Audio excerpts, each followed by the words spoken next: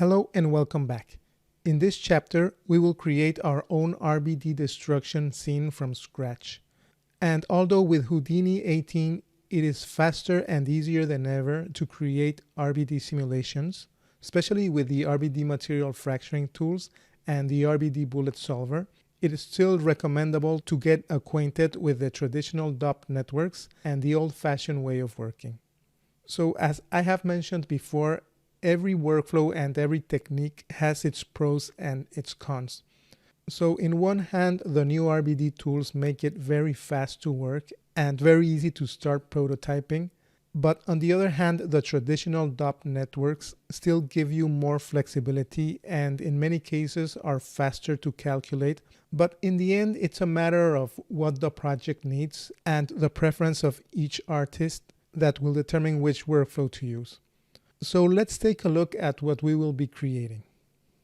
This is a shot taken from the Stalingrad movie from Main Road Post, and it inspired me to design this exercise that we will be building together. I really like this initial explosion that came from a cannonball and then the building collapsing with all this secondary debris and smoke. Also, I like the way it's fracturing and it's collapsing over itself. And it is not only a very cool project to recreate, but it also has certain elements that are not like straightforward to create and that will give us a chance to go deep into customization and designing a very flexible pipeline. The only thing that I'd rather change is the moment or the timing where the building collapses. If you take a look closely, there's this explosion and the building immediately starts to fall.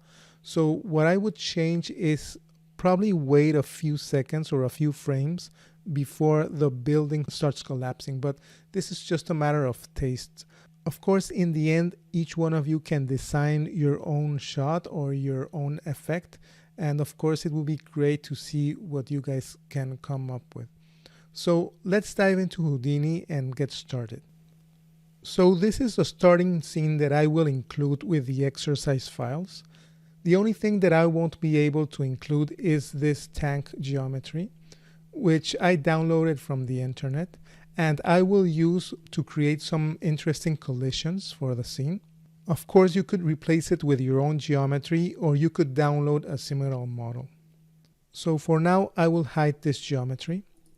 And another thing that we have here is a terrain. This terrain was created with the normal Houdini tools, and it will look much more interesting than your standard plane. Another thing that I created is this cannonball, which is just a sphere that I will launch with a lot of force into a column on the building. This will serve as the initial explosion, and then I will make the building collapse. So this is just a sphere. And then we have this pre-fracture building. This building we created in volume 1. Don't worry if you didn't have the chance to create it. I will include a BGO file if you don't want to go through the fracturing process and want to dive into the simulation directly. So let me show you real quick what's in this geometry node. You will notice that there's 3 file nodes. The second file node is just a low resolution version of the same fractured building, and I will be using this version for the exercise just to make the interaction faster. But in the end, I would suggest that you experiment also with a high resolution building and probably render with this file. Lastly, I'm including a wood geometry, and this is part of the building. So in the end, we will merge both geometries and create a more complex system where we have the concrete attached to the wood, or rather the wood pieces attached to the concrete. So just as a reminder, the cannonball will go through this column, so it will hit from the inside.